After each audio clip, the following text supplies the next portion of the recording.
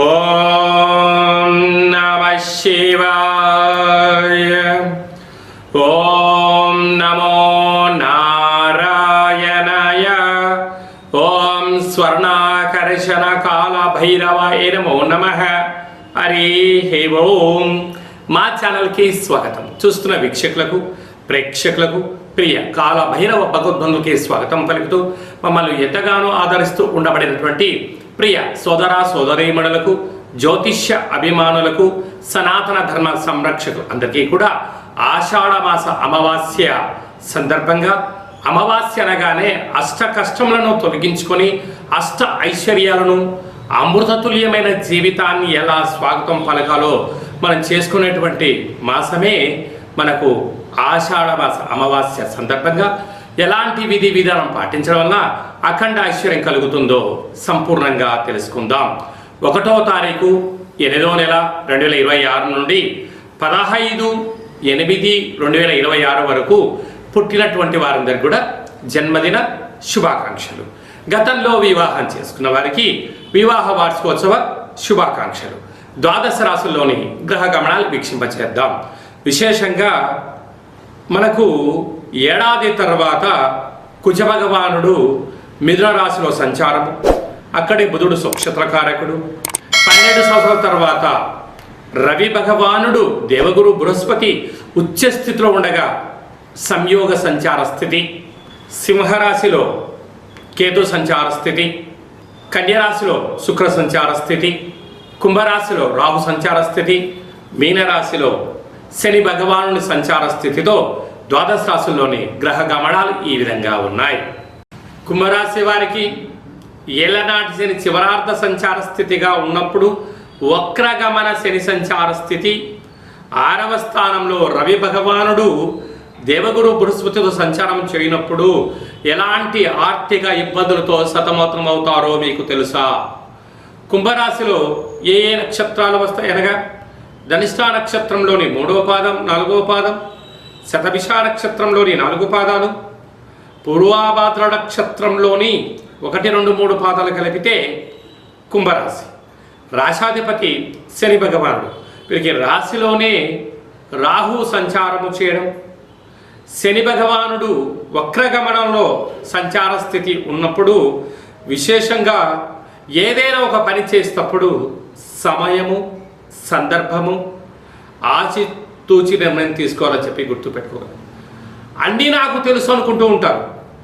కొన్ని మనకి ఎన్ని తెలిసినా ప్రకృతి భగవంతుడు ఏం డిసైడ్ చేశారో మనకు తెలియదు. కనుక ఇలాంటి కాల సమయంలోనే ఓర్పు అవసరం, నేర్పు అవసరం, తల్లిదండ్రుల మాట, గురువుల మాట చాలా అవసరం అని చెప్పి గుర్తుపెట్టుకోగలగాలి. అలాగనే వీరికి విశేషంగా ఏడాది తర్వాత సంతాన స్థానంలో కుజ భగవానుడు సంచారం చేయడం వల్ల నూతనంగా వివాహమైన వారికి పుత్ర పుత్రిక సంతాన యోగము, పిల్లల యొక్క చదువులు, అభివృద్ధి, వివాహము, విదేశాలము, పెట్టుబడులలో ఆకర్షించే విధానంలో విజయం మీ సొంతం కాబోతుంది.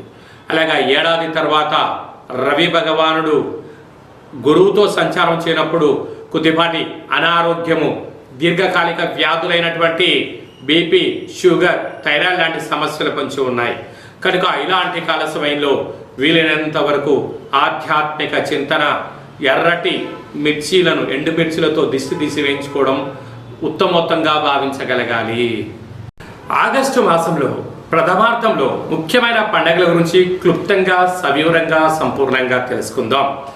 6వ తారీఖు 8వ నెల 2026 ఆషాఢమాస కృష్ణపక్ష బహుళ అష్టమి గురువారము, భరణీ నక్షత్ర సందర్భంగా మనము బహుళాష్టమి అనగానే విశేషంగా క్షీణచంద్రుడు ఉండడం, భైరవ స్వామివారి స్మరణ ధ్యానం వలన సకల అష్ట కష్టాలు తొలగిపోతాయని చెప్పి గమనించాలి.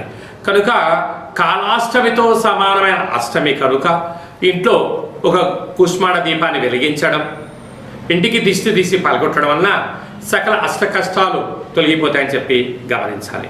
12వ తారీఖున ఆషాఢమాస బహుళపక్ష అమావాస్య పుష్యమి ఆశ్లేష నక్షత్రంతో కూడుకున్నటువంటి బుధవారం రోజు అమావాస్య సందర్భంగా మనకు కులదేవతలు, గ్రామదేవతలు, ఇష్టదేవతల యొక్క స్మరణ, గతించిన పెద్దవారికి ఆ రోజు వారిని స్మరించడం, వారికి తర్పణం వదిలిపెట్టడం లాంటి కార్యక్రమం చేయడం వలన సకల అష్ట కష్టాలు కూడా తొలగిపోతాయి.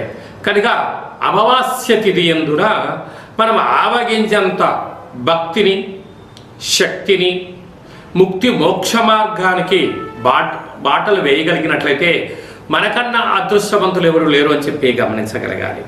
ఆషాఢమాసం అనగానే మనకు ఈ భూమండలం అంతను కూడా వర్షాకాలంలో జరుగుతూ ఉండబడిన కాలం కనుక ఇంటిని మనం ప్రతిరోజు శుద్ధి పెట్టుకునేటువంటి కాల సమయంలో పసుపేసి అందులో ఉప్పేసి క్లీన్ చేసుకోవడం, ఇంటి సింహద్వారాలకు పసుపుతో అలంకరించడం, అలాగే ముగ్గు పెట్టడం వలన గ్రామంలో ఉండబడినటువంటి అంటే బయట సంచరించే క్రిమి కీటకాలు మన గృహంలోకి రావు అని చెప్పి కూడా గమనించాలి.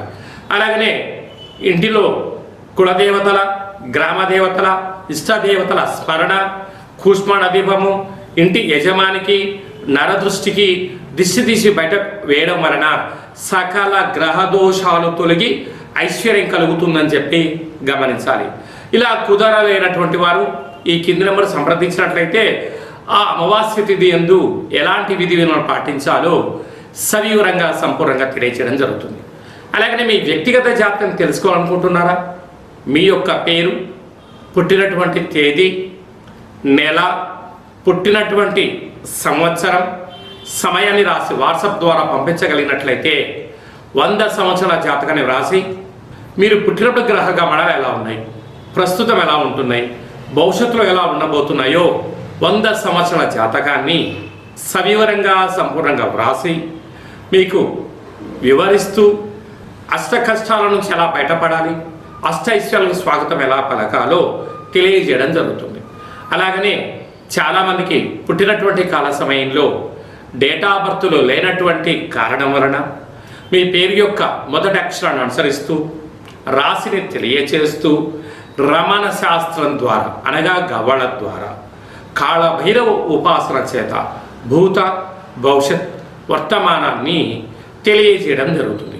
ఈ కింది నెంబర్ని సంప్రదించి అపాయింట్మెంట్ తీసుకొని సంప్రదించగలరు.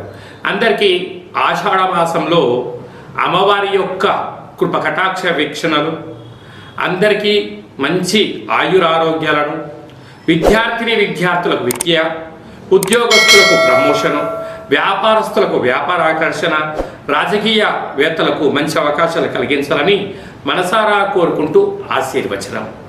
ఓం శతమానం భవతి శతాయు పురుష సతేంద్రియ ఆయుష్యేవేంద్రియే ప్రతిష్టతి ధనం ధాన్యం బహుపుత్రలాభం శత సంవత్సరం దీర్ఘమాయు సర్వే జనా సుఖినో భవంతు లోకా సమస్తా సుఖినో భవంతు సర్వం కాళభైరవ దేవతార్పణమస్తు.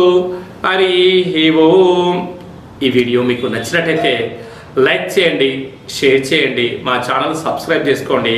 ఆధ్యాత్మిక భక్తి సమాచారాన్ని భగవద్బంధులకు, మిత్రులకు, స్నేహితులకు చేరవేసి హిందూ ధర్మాన్ని కాపాడండి.